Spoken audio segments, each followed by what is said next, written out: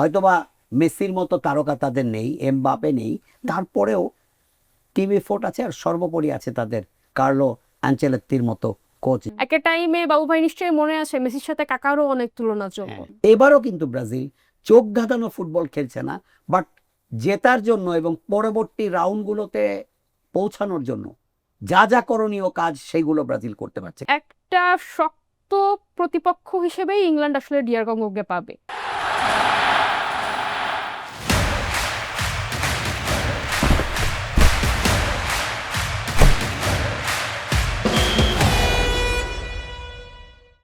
Hello everyone. Round of 32 এর খেলায় জয় পেয়েছে নরওয়ে, ফ্রান্স ও মেক্সিকো। অর্থাৎ এই তিন দলই পা দিয়ে ফেলেছে শেষ 16-তে। এখনো 9 ম্যাচ বাকি রয়েছে এই রাউন্ডের। এরপর শুরু হবে শেষ 16। গতকাল রাতে হয়েছে দুটি ও আজ সকালে হয়েছে একটি ম্যাচ। দর্শক, Jago sports world cup coffee house আড্ডায় সবাইকে স্বাগত জানাচ্ছি। আপনাদের সঙ্গে বরাবরের মতো আছি আমি অনুভা বিশ্বাস। সবগুলো ম্যাচ নিয়ে কথা বলতে জাগোর বিশ্বকাপ আড্ডায় উপস্থিত হয়েছেন জাগো নিউজের বিশেষ প্রতিনিধি ও অভিজ্ঞ ক্রীড়া সাংবাদিক আরিফুর রহমান বাবু। আছেন একজন ফুটবল ভক্ত ও জাগো নিউজের দর্শকদের কাছে তিনি এখন একজন পরিচিত মুখই বলা চলে। ঢাকা বিশ্ববিদ্যালয়ের গণসংযোগ ও সাংবাদিকতা বিভাগের শিক্ষার্থী ও ফুটবল ভক্ত তাপসী তাহিয়াতুল তাজশ্রী। আপনাদের আমন্ত্রণ আমাদের আজকের আয়োজনে। ধন্যবাদ। কেমন আছেন?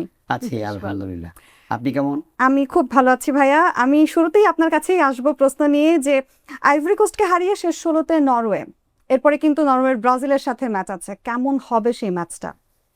দেখেন, যে কোনো নকআউট স্টেজের কোনো ম্যাচ ইজি হয় না। তারও আগে যদি বলি, ওয়ার্ল্ড কাপের কোনো ম্যাচই ভার্চুয়ালি ইজি না, ইজি হবে না।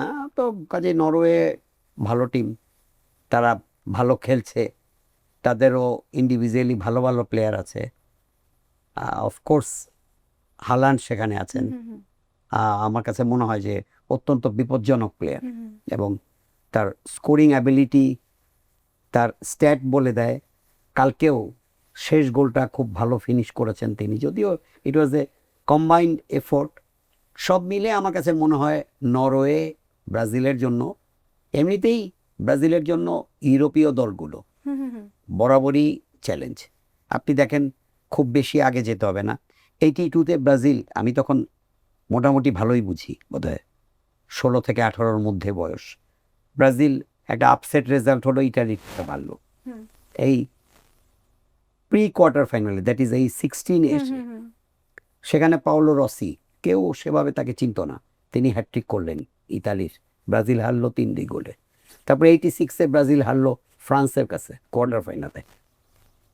এরপরে জার্মানের কাছে একটা হিউমিলেটিং 7-1 ডিফিট আছে। অর্থাৎ গত 2 যুগে ব্রাজিলের ইউরোপের দলগুলোর কাছে হারার বেশ রেকর্ড আছে।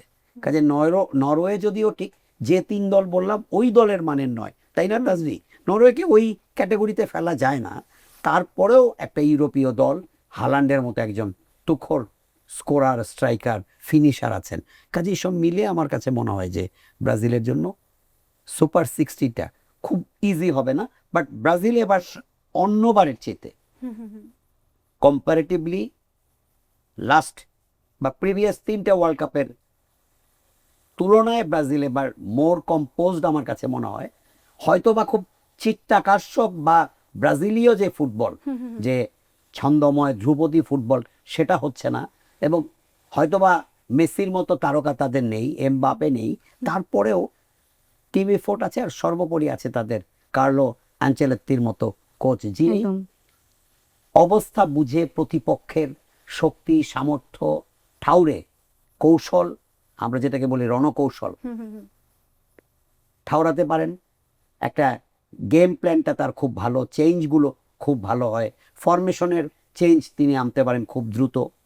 এটা একটা ফুটবল দলের জন্য অনেক বড় সম্পদ, কারণ ফুটবলে কোচ শেষ কথা। আপনি যখন প্রতিপক্ষের কৌশল, প্রতিপক্ষের ফরমেশন, প্রতিপক্ষের খেলার ধরন, স্ট্র্যাটেজি বুঝে আপনি আপনার 15 মিনিটের মধ্যে স্ট্র্যাটেজি কৌশল পাল্টাতে পারেন, এবং প্লেয়ারদেরকে কোন সময় কাকে ইউজ করা যাবে এটা আপনি যদি খুব ভালো জানেন, তাহলে আপনার প্রতিপক্ষ কাছ থেকে সমীহ আদায় করা এবং ম্যাচের রেজাল্টটা পরে আনাটা ইজি হয়ে যায়। সেদিক থেকে আমি বলবো ব্রাজিলের এখন শক্তি, সামর্থ্য, কৌশলগত শক্তি সবই বেশি আছে, তারপরেও মনে হয় নরওয়ে ছেড়ে কথা বলবে না। একদমই তাই, ব্রাজিলও ছেড়ে কথা বলবে না। কিন্তু আমি যদি এবার একটু জানতে চাই যে সুইডেনকে হারিয়ে ফ্রান্স শেষ 16-তে উঠে গেল, ফ্রান্স আসলে কতটা ভয়ঙ্কর না খেলতে পারে? ফ্রান্স তো আনডাউটেডলি এবারের ওয়ার্ল্ড কাপে আমার নিশ্চিত, তাজরিও আমার সাথে একমত হবে। আর্জেন্টিনা ফ্রান্সকে যদি আপনি যদি আগে দেখা না হয়, প্রবাবল ফাইনালিস্ট ধরেন, ব্রাজিলকে আমি সমর্থক হিসেবেই বলেন বা একজন স্পোর্টস রিপোর্টার হিসেবে আমার ক্রীড়া বোধ অনুভব থেকে যদি বলেন, ব্রাজিলকেও আমি অনেক দূর দেখতে পাচ্ছি বা দেখতে চাইও। এবং আসলেও কিন্তু ব্রাজিল এবার খুব ভালো না খেললেও ব্রাজিল কিন্তু ধীরে ধীরে লক্ষ্যের দিকে এগোচ্ছে। আজকেও আমি আমার এক খুব ছোটবেলার বন্ধু এবং বাংলাদেশের one of the senior most sports reporter channel আয়ের সাইদুর রহমান শামীম, তিনি চ্যানেল আয়ের স্পোর্টস এডিটর, তিনিও আমার মতো ব্রাজিলের সাপোর্টার। তিনিও বলছিলেন যে আপনি দেখেন ব্রাজিল যেবার খুব ভালো খেলে বা খেলেছে, সেবার কিন্তু তারা, আমি বললাম 82 Brazil, one of the finest Brazil. 70 ব্রাজিলকে যদি ধরা হয় অল টাইম বেস্ট ব্রাজিল, তাহলে 82-86 ছিল একদম সেকেন্ড বেস্ট। তারা কিন্তু একবার প্রি কোয়ার্টার থেকে একবার কোয়ার্টার ফাইনাল থেকে আউট হয়ে গেছে। এবার তারপরে 94-এ যখন চ্যাম্পিয়ন হলো, তখনও কিন্তু ব্রাজিল সেরা দল নয়, ভালো দল বাট সেরা দল নয়। 2002-তেও কিন্তু একঝাক ভালো ভালো প্লেয়ার ছিল, কিন্তু ওই চোখ ধাঁধানো ফুটবল কিন্তু ব্রাজিল খেলতে পারেনি, তারপরে তার চ্যাম্পিয়ন হয়েছে। মাঝখানের সময়টা তো খুব খারাপ গেছে। এবারও কিন্তু ব্রাজিল চোখ ধাঁধানো ফুটবল খেলছে না, বাট জেতার জন্য এবং পরবর্তী রাউন্ডগুলোতে পৌঁছানোর জন্য যা যা করণীয় কাজ সেইগুলো ব্রাজিল করতে পারছে। কাজে ব্রাজিলকে আমি এগিয়ে রাখবো, কিন্তু আমার কাছে মনে হয় যে ফ্রান্স অত্যন্ত শক্তিশালী দল। আর যেটা ফ্রান্সের যেটা হয়, ফ্রান্স যেবার ব্রাজিলকেও একবার 3-0-তে ফাইনালে একদম ডেমোলিশ করেছিল, সেবার ছিল জিগান। এবার কিন্তু এমবাপে আরো পরিণত। এমবাপে গতবারও ভালো খেলেছেন, বাট আমি তেজারির হাসিটা দেখেই বুঝতে পারছি যে এমবাপের ব্যাপারে তার নিজেরও একটা, আমার মনে হয় ঠিক উইকনেস বলবো না, একটা ভালো ধারণা আছে। এমবাপে এখন অনেক পরিণত, অনেক কৌশলী ফুটবলার, তিনি একাই কিন্তু ব্যবধান করে দিতে পারেন। কাজেই ফ্রান্সকে তো অবশ্যই আমি অনেক দূর দেখতে পাচ্ছি। নিউ লুক আর ইমপ্রুভ টেস্ট নিয়ে এলো কফি হাউস মাত্র 10 টাকা। দর্শক, বিশ্বকাপের এক্সাইটমেন্ট হবে আরো উপভোগ্য নিউ লুক আর ইমপ্রুভ টেস্টের কফি হাউসের সঙ্গে। এবার চলে যাব আমাদের তাজরিয়াপুর কাছে। তাজরিয়াপু, আপনার কাছে জানতে চাইবো যে ফিফা বিশ্বকাপের ইতিহাসে কিন্তু কিলিয়ান এমবাপে মেসির থেকে 1 গোল পিছিয়ে আছে। কি মনে হয় যে বিশ্বকাপ শেষ হতে হতে বা মাঝপথে কি কিলিয়ান এমবাপে মেসিকেও ছাড়িয়ে যেতে পারে?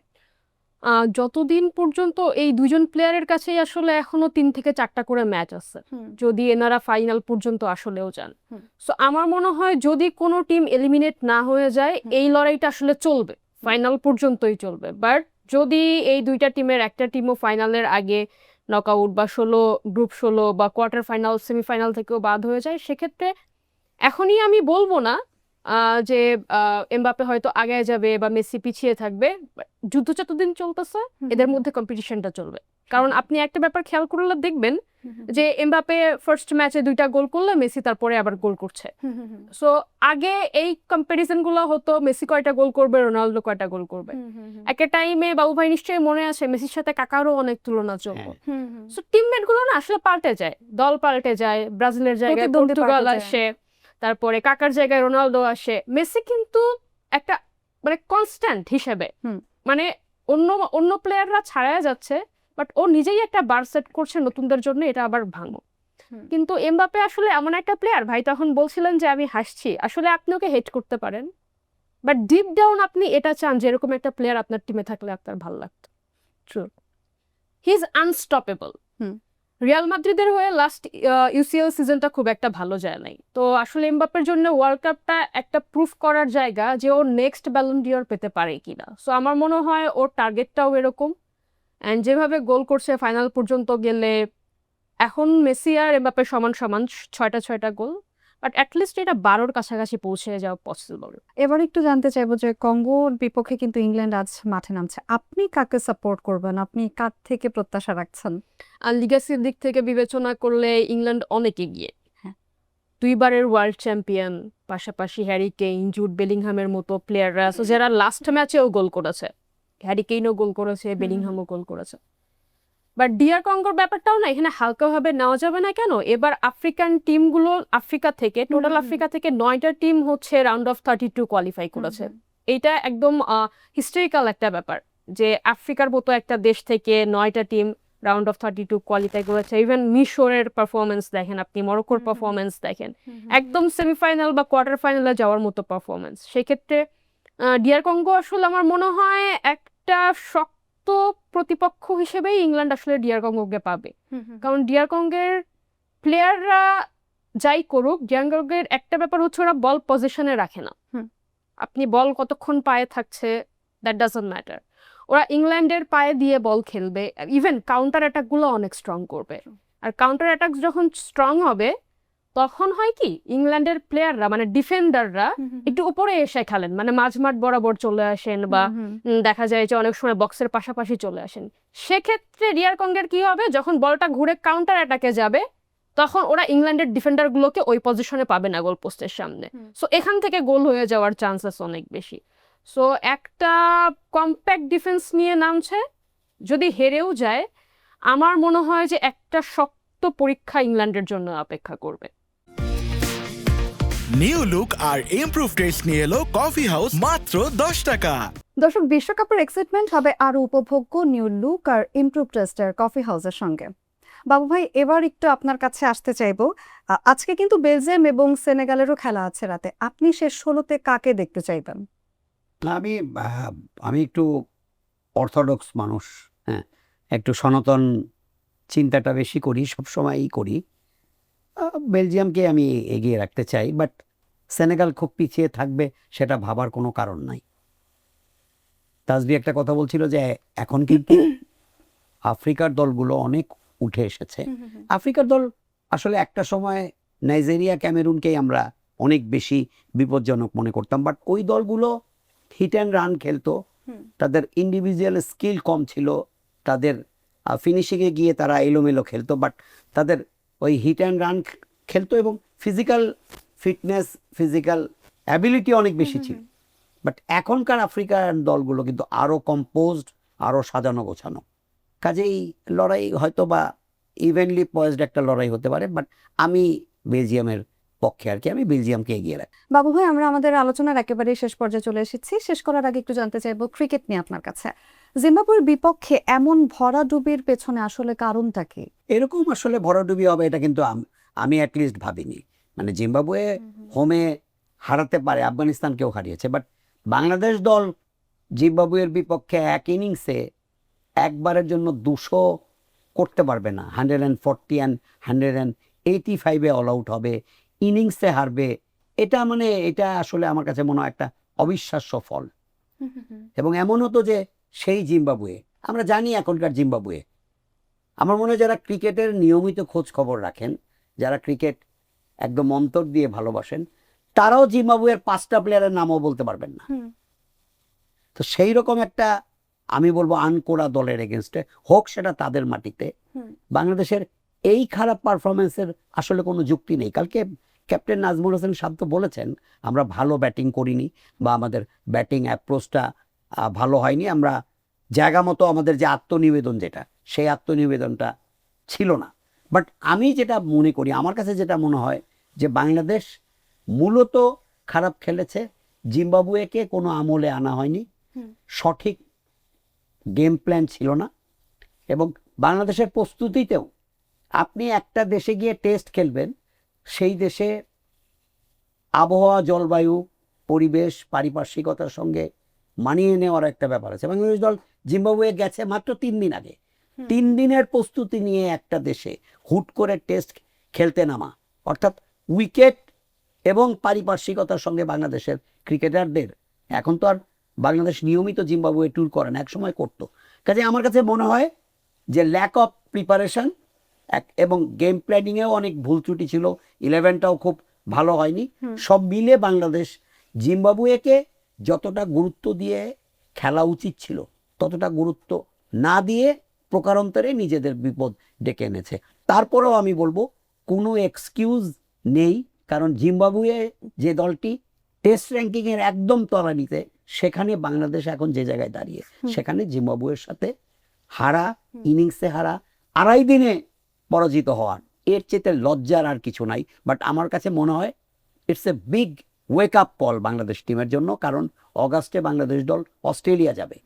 এই জিম্বাবুয়ের সঙ্গে এই পরাজয়টা আমাদের যদি একটা ঘুম থেকে না জাগায়, আমরা কোথায় আছি, অস্ট্রেলিয়া গিয়ে কি বাধার সম্মুখীন হব, আমরা যে একটু স্পোর্টিং উইকেটে এখনো খুব ভালো খেলি না, আমাদের ব্যাটিং অ্যাপ্রোচটা অ্যাপ্রোপ্রিয়েট হয় না, বোলাররা স্পেশালি পেসাররা জানেন না এই ধরনের উইকেটে কোন লাইন ও লেন্থে বল করতে হবে, বা জানলেও সেটার সঠিক বাস্তব প্রয়োগ ঘটাতে কম পারেন। এই বোধোদয়, এই উপলব্ধি যদি না আসে, তাহলে অস্ট্রেলিয়া গিয়ে বাংলাদেশের চরম ভরাডুবির মানে কি বলবো আমি, ভরাডুবি ঘটতে পারে। সেদিক থেকে বলবো যে যদি এই হারটাকে আমরা একটা বড় শিক্ষা ওয়েক আপ হিসেবে কল নিতে পারি। নেই, তাহলে অবশ্য অস্ট্রেলিয়া গিয়ে ভালো হবে, আর তা না হলে বাংলাদেশের অস্ট্রেলিয়া গিয়ে আরো খারাপ ফল হবে। না, আমরা ভালোর জন্যই আশাবাদী। আমরা খুব আশা করব অস্ট্রেলিয়ার বিপক্ষে যেন বাংলাদেশ জিতেই ফিরতে পারে। বাবু ভাই, আপনাকে অসংখ্য ধন্যবাদ আমাদের সঙ্গে আজ আলোচনায় উপস্থিত থাকার জন্য। ধন্যবাদ আপনাকেও এবং আমাদের দর্শকদের জন্য বরাবরের মতোই শুভেচ্ছা, শুভকামনা। তাজরি আপু, আপনাকেও অসংখ্য ধন্যবাদ আজ আলোচনায় উপস্থিত থাকার জন্য। দর্শক, এই ছিল আমাদের আজকের আয়োজনে। শেষ 16তে আপনি কোন দল সাপোর্ট করছেন অবশ্যই আমাদের কমেন্ট সেকশনে জানাবেন। আজ এ পর্যন্তই। ভালো থাকুন, সুস্থ থাকুন, সবসময় জাগো নিউজের সঙ্গে থাকুন। ধন্যবাদ সবাইকে। নিউ লুক আর ইমপ্রুভ টেস্ট নিয়ে এলো কফি হাউস মাত্র 10 টাকা।